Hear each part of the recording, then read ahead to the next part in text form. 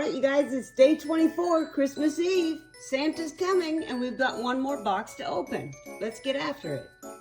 And she's got box 24 open. Whoa, whoa, party foul. Christmas tree in the box. Uh-oh, what's going on here? She's got it. It's a toy. I'd like to say they had a great time doing the advent calendar this week. Looks like someone's had a little bit of puppy alcohol or something. There was a party here. And this concludes this year's advent calendar for dogs with the Christmas tree edition. And we are starring today the lovely little Grandma Rowdy. She's not feeling very good. And then we have Blaze, and we always snack them up. Wait, is she sticking out her tongue at me because she doesn't like her outfit? I know she likes a snack though. All right, and then we got my son over here, Kickstand.